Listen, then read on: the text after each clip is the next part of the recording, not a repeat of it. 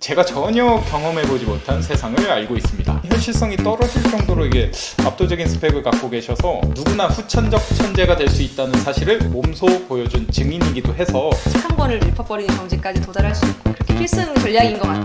심리적인 요소까지도 생각한 거네요. 누구든지 그 미래가 달라질 것이라고 확신합니다. 남들보다 10배 높은 지능으로 남은 인생을 천재로 살게 됩니다. 안녕하세요. 천재혁명가 곽상비입니다. 오늘은 한국에서 이 나이대에 절대 찾아볼 수 없는 스펙의 소유자를 모셨는데요. 서울대약대 그리고 연세대 로스쿨 출신 전문직 3관왕 변호사, 변리사, 약사로서 김앤장에서도 5년 있었던 제 동기 변호사입니다. 누구나 후천적 천재가 될 수 있다는 사실을 몸소 보여준 증인이기도 해서 우리 구독자분들을 위해 제가 설득하고 설득해서 힘들게 모신 만큼 오늘 아예 날 잡고 이분의 모든 공부와 성공 노하우들을 최대한 뜯어내 보겠습니다. 저는 인터넷 고등학교 나왔지만 이 친구는 과학고 출신 변호사라서 문이과 모두 탑을 경험했거든요. 제가 전혀 경험해보지 못한 세상을 알고 있습니다. 안녕하세요. 박예슬 변호사라고 합니다. 제가 진로방황을 오래 한 결과물이기도 한데 크게는 지식재산권 그리고 영업비밀 이쪽 분야를 하고 있고 두 번째로는 이제 약사법, 의료법 관련한 분야를 좀 전문으로 하고 있습니다. 박예슬 변호사님이 워낙에 일을 잘하셔가지고 우리나라에서 가장 큰 로펌에서 같이 일을 했었죠. 지금도 같이 투자 기업 같은 여러 가지 자문도 같이 하고 있습니다. 저는 먼저 서울대 약대에 들어가서 약대 대학원에 가서 변리사로 전향을 하게 됐습니다. 변리사로 이제 김앤장에서 일을 하다가 다시 로스쿨 가가지고 변호사로 다시 또 이제 김앤장 입사해서 다시 만나고 지금은 법률사무소 RX 리걸의 대표 변호사로 일을 하고 있습니다. 왜 상호가 RX 리걸인가요? 영어로 이제 RX 이게 처방전이라는 뜻이에요. 나는 법의 처방전이다. 법의 해결책을 준다. 법의 처방전을 내리시는 약사 출신의 변리사 출신의 이제 변호사님이십니다. 사실 객관적으로는 현실성이 떨어질 정도로 이게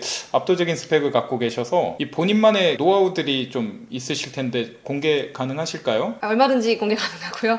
가장 난이도가 보통 높다는 고시들 기준으로 대부분의 시험들에게 다 적용을 하실 수 있지 않을까 좀 생각이 돼요. 먼저 생활 패턴적인 거를 말씀을 드려야 될 것 같아요. 모든 시험이 다 낮에 보잖아요. 이 하나의 날을 위해서 달려가는 그런 과정이거든요. 생활 패턴을 그 날에 맞출 수 있도록 짜는 게 중요한 것 같아요. 자거나 밥 먹거나 수다 떨거나 이런 모든 과정들을 다 규칙적인 하나의 패턴에서 일어나게끔 설계를 했어요. 한참 고시 공부할 때 할 때 이야기인데 아침 7시에 기상을 해서 8시나 8시 반까지는 딱 도서실에 앉는 거를 습관을 했어요. 암기법도 사실 가장 기본이 되는 거는 역시 이해가 선행되어야 되는 것 같아요. 전후 사실관계를 다 이해를 하면 굳이 암기하지 않아도 자연스럽게 체득되는 게 되게 많은 것 같아요. 근데 이해가 안 되는 문제가 당연히 있을 수 있고 그럴 때는 어쩔 수 없이 암기가 들어가야 되는 것 같아요. 제가 썼던 방향은 첫 번째로는 숫자로 외우는 거예요. 근데 숫자로 외우는 게 뭐냐면은 뭐 손해배상 민사 죄송해요. 너 변호하다 보니까 이런 예시밖에 떠오르지 않는데 무섭네요. 손해배상을 청구하기 위해서는 손해가 당연히 발생해야 되고 가해행위가 있어야 되고 양자 간의 인과관계가 있어야 되는데 총 요건이 3개잖아요. 이게 이해가 되면 굳이 열심히 안 외우셔도 돼요. 근데 만약에 이해가 안 된다? 그럼 어떻게 외우냐면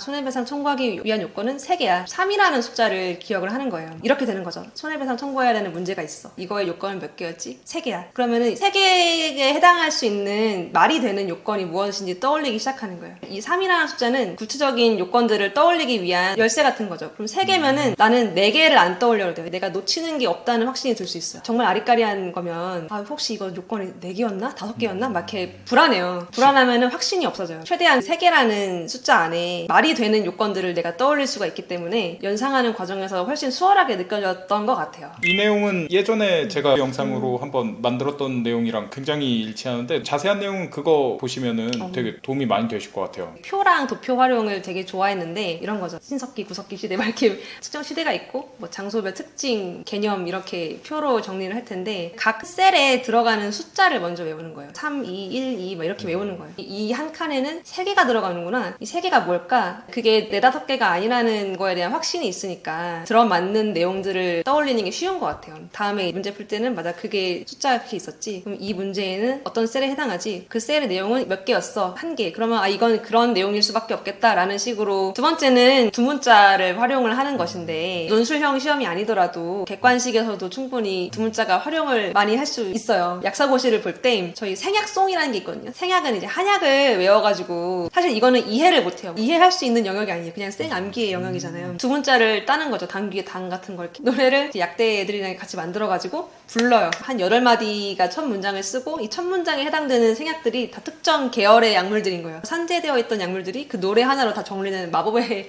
경험을 할 수가 있거든요. 저도 다른 시험도 뭐 그냥 의미 없이 외워야 되는 거 그거 되게 도움이 되는. 아, 변호사님 시험에도 그런 게 있네요. 엄청 많죠. 되게 많은 양도 한 번에 커버가 된다. 책 한 권을 두 문자로 읽어버리는 경지까지 도달할 수 있고 여기서 중요한 거는 두 문자를 좀 말이 되게 따면 좋은 것 같아요. 말이 되게 스토리를 만드는 거죠. 세법에서 소득세 과세할 때 열거하고 있거든요. 이자 배당, 사업소득, 2배사 근연기 퇴양해서 2배를 사라. 근데 연기하면 안 되냐? 퇴양이 뜰 때까지. 이렇게 두 문자 자체에만 집착하는 게 아니라 하나의 문장과 스토리로 연결을 하면은 좀 더 외우기가 편한 것 같아요. 마지막 팁은 단권화인데 흔히를 노력하는 자는 즐기는 자를 이기지 못하고 그렇죠. 뭐 즐기는 자는 전날에 본 자를 이기지 못한다라는 그런 말이 있어요. 맞아요. 들어봤어요. 네, 시험 직전에 눈에 바르는 연습을 하는 게 굉장히 중요하죠. 뭐 명예훼손죄 이런 게 나오면은 그 명예훼손죄 책 큰 제목 옆에 목차를 붙여요. 구성 요건, 중요 판례, 키워드. 거기 이제 두 문자가 될 수도 있겠고 목차를 작게 메모지로 해가지고 붙여가지고 그것만 봤어요. 시험 때 어떤 주제가 나오더라도 메모지 안에 있었던 목차대로 쓰면 된다는 걸 내가 알기 때문에 좀 더 자신감이 생기고 좀 더 기억이 잘 나고 그렇게 필승 전략인 것 같아요. 심리적인 요소까지도 생각한 거네요. 무조건 심리적인 요소는 진짜 중요하고 그래서 단권화를 하는 것 같네요. 그쵸.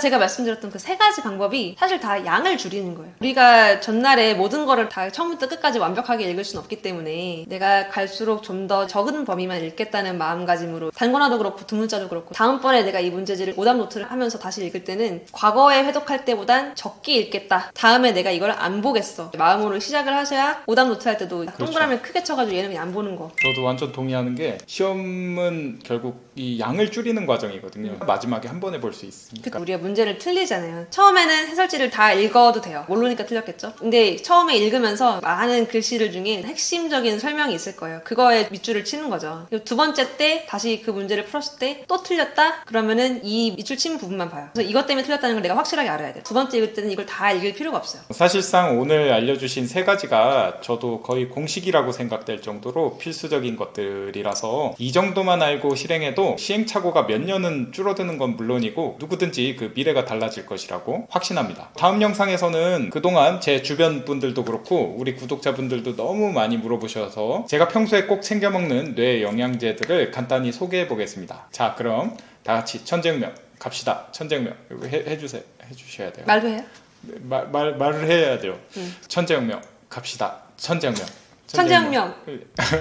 안녕.